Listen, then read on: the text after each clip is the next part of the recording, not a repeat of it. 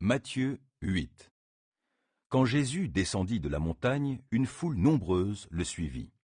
Et voici qu'un lépreux s'approcha et se prosterna devant lui en disant « Seigneur, si tu le veux, tu peux me rendre pur. » Jésus tendit la main et le toucha en disant « Je le veux, sois pur. » Aussitôt, il fut purifié de sa lèpre.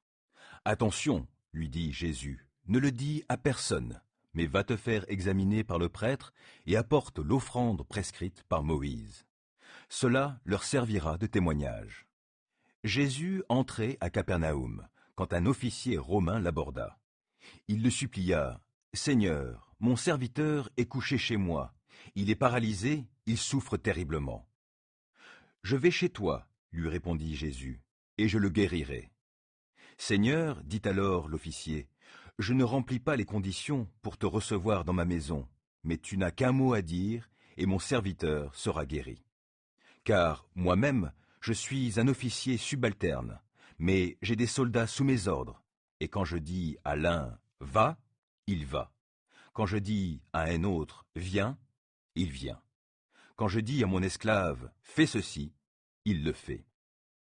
En entendant cela, Jésus fut rempli d'admiration, et, s'adressant à ceux qui le suivaient, il dit « Vraiment, je vous l'assure, chez personne, en Israël, je n'ai trouvé une telle foi. Je vous le déclare, beaucoup viendront de l'Orient et de l'Occident et prendront place à table auprès d'Abraham, d'Isaac et de Jacob dans le royaume des cieux. Mais ceux qui devaient hériter du royaume, ceux-là seront jetés dans les ténèbres du dehors. Là, il y aura des pleurs et d'amers regrets. » Puis Jésus dit à l'officier, « Rentre chez toi et qu'il te soit fait selon ce que tu as cru. » Et, à l'heure même, son serviteur fut guéri. Jésus se rendit alors à la maison de Pierre. Il trouva la belle-mère de celui-ci alitée avec une forte fièvre. Il lui prit la main et la fièvre la quitta. Alors elle se leva et se mit à le servir. Le soir venu, on lui amena beaucoup de gens qui étaient sous l'emprise de démons. Par sa parole, il chassa ces esprits mauvais. Il guérit aussi tous les malades. Ainsi s'accomplissait cette parole du prophète Ésaïe. Il s'est chargé de nos infirmités et il a porté nos maladies. Lorsque Jésus se vit entouré d'une foule nombreuse, il donna ordre à ses disciples de passer de l'autre côté du lac. Un spécialiste de la loi s'approcha et lui dit « Maître, je te suivrai partout où tu iras. » Jésus lui répondit « Les renards ont des tanières et les oiseaux du ciel des nids. Mais le Fils de l'homme n'a pas d'endroit où reposer sa tête. » « Seigneur, lui dit un autre qui était de ses disciples, permets-moi d'aller d'abord enterrer mon Père. » Mais Jésus lui répondit, « Suis-moi et laisse à ceux qui sont morts le soin d'enterrer leurs morts. » Il monta dans un bateau et ses disciples le suivirent. Tout à coup, une grande tempête se leva sur le lac et les vagues passaient par-dessus le bateau. Pendant ce temps, Jésus dormait. Les disciples s'approchèrent de lui et le réveillèrent en criant « Seigneur, sauve-nous, nous sommes perdus !»« Pourquoi avez-vous si peur ?» leur dit-il.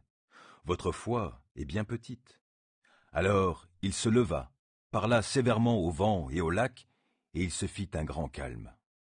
Saisis d'étonnement, ceux qui étaient présents disaient « Quel est donc cet homme pour que même les vents et le lac lui obéissent ?»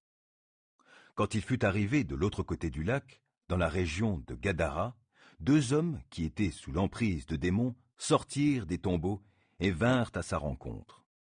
Ils étaient si dangereux que personne n'osait plus passer par ce chemin. Et voici qu'ils se mirent à crier « Que nous veux-tu, Fils de Dieu?